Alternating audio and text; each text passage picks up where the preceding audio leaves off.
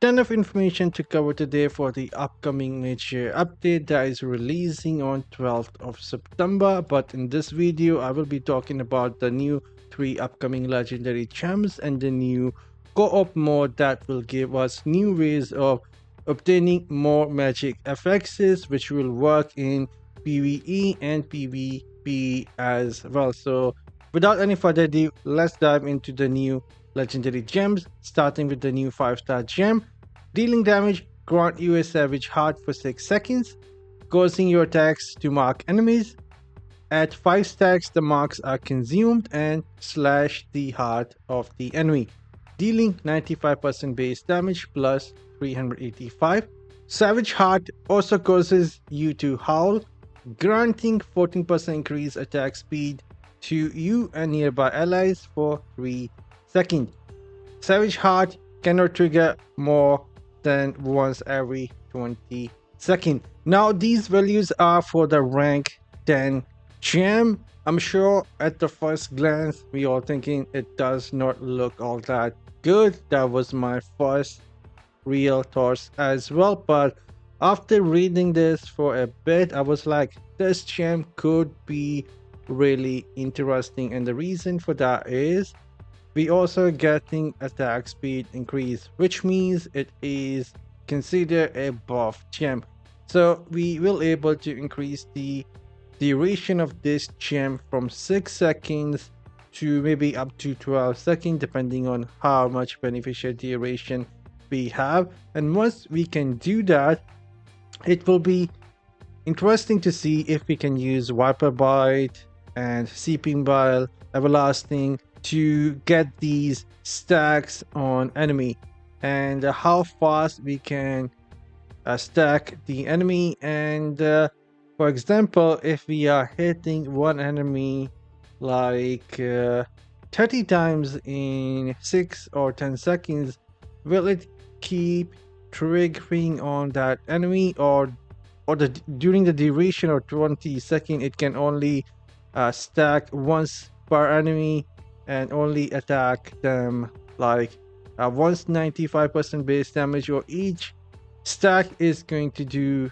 individual 95% base damage. I mean, we will have to test and see this gem, but for example, let's say we get 10 seconds on this gem and we can just keep stacking it up on enemies using some dot gems and some skills, and each stack does 95% base damage, then this gem is going to be insanely powerful. But again, this is just a speculation on my part. We still need to get our hands on this gem and see how it will work.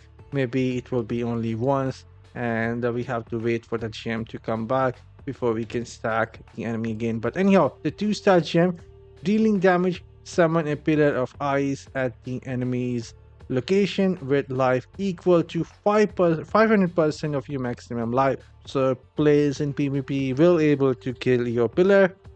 Enemies near the pillar are chilled and dealt 85% base damage. Maybe it will be per second, they have not written here, plus 344 each second. It is each second, so each second they will be getting base damage of 85%. I mean, not bad. The pillar persists for 6 seconds or until destroyed, cannot occur more than once every 20 seconds.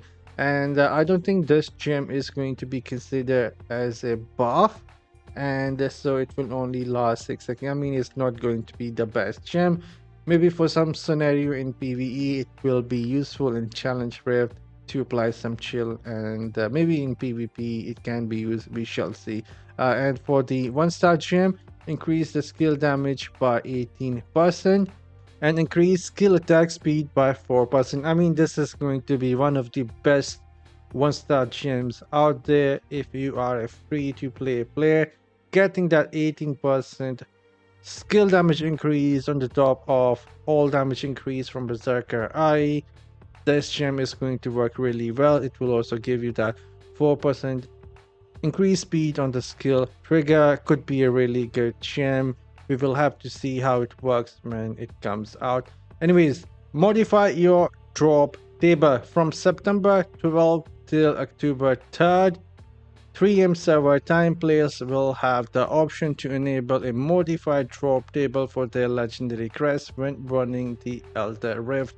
Once enabled, whenever you receive a 5-star legendary gem as a drop, there's a 50% chance it will be the new 5-star gem. So if you will be interested in this one, like myself, you can go and hunt for that starting on September 12th. Now let's dive into the important information about the new Vanguard co-op mode. Vanguard is a new co-op activity where you can call foes in parties of 4 across various objective-based runs. The objective your party is tasked with depends on the Vanguard difficulty tier you are playing on. In total, there are 5 objectives, some of which only unlock in higher difficulty tiers.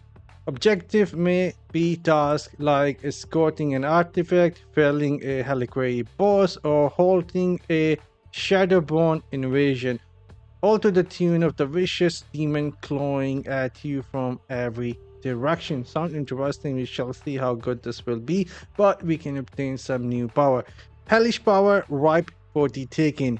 New tools are at your disposal to help you rise to the challenge ahead. Vanguard boosts more specific skill that will kick your character build up a notch with the strength of the skill upgrading by playing more Vanguard.